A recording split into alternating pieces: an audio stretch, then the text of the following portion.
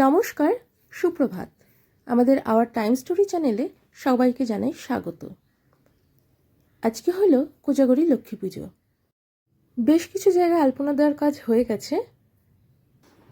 এই যে এখানে এখন যেখানে ঠাকুর বসবে, মেইন পুজোটা হবে, সেখানে আলপনা দেওয়ার কাজ চলছে। ঋতুপর্ণা আলপনা দিচ্ছে। এবার আর আমি দিতে পারছি না, কারণ আমি বসতে পারবো না, অতক্ষণ থাকতে পারবো না বসে। এই যে মা এখানে কড়াইতে গুড় দিয়ে জাল দিচ্ছে। এটা দিয়ে অনেক কিছুই বানানো হবে, নারকেল নাড়ু, গুড় খই, তিলের নাড়ু।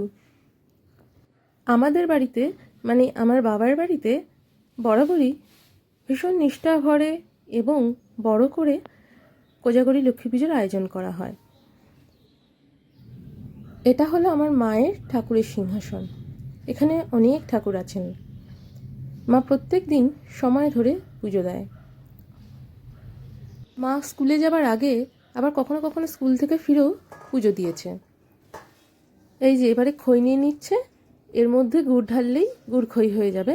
আর এই যে এখানে গুড় দিয়ে তিলও মাখা হয়ে গেছে, এবার নাড়ু করা হবে। এই যে দেখো, এখানে এবার খইয়ের মধ্যে গুড় ঢালা হবে।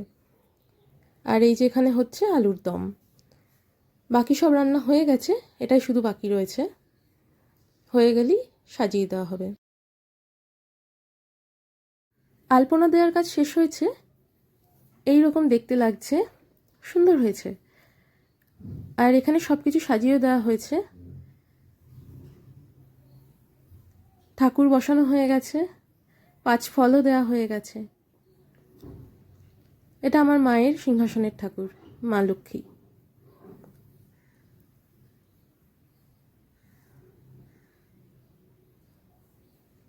এখানে সব কিছু সাজিয়ে নেওয়া হয়ে গেছে।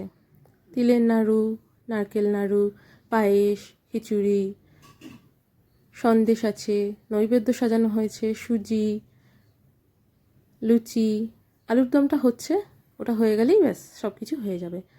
ভুজি সাজানো হয়ে গেছে। আর ওখানে আছে শাড়ি। মায়ের এবার মানতের পুজো আছে, মা তাই শাড়ি কিনেছে।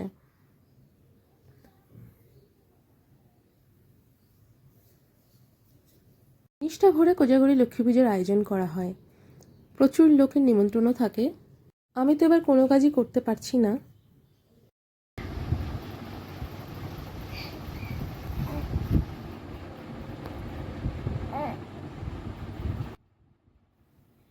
মাম্মামের জীবনের এটা প্রথম কোজাগরী লক্ষ্মী পুজো। ওকে নতুন জামা পরিয়ে সাজিয়ে রেখেছি। দেখো কি সুন্দর মুখভঙ্গি করছে।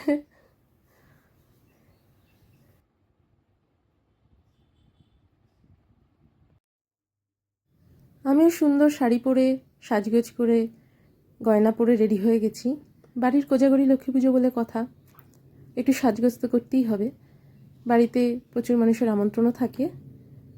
আবার পাড়া তো সবার বাড়িতেই লক্ষ্মী পুজো হয়, একে অপরের বাড়িতে নিমন্ত্রণ থাকে, প্রসাদ দিতে যাওয়া, খেতে যাওয়া সবই হয়। তাই একটু সেজে নিলাম। যদিও বা এবারে আমি কোনো কাজ করতে পারছি না, কিন্তু সাজগোজ করতে তো আর কোনো বাধা নেই। সোনাইকে সামলে কিছুক্ষণের জন্য একটু সেজে রইলাম। পুরোহিত মশাই এসে গেছেন, পুজো শুরু হয়ে গেছে।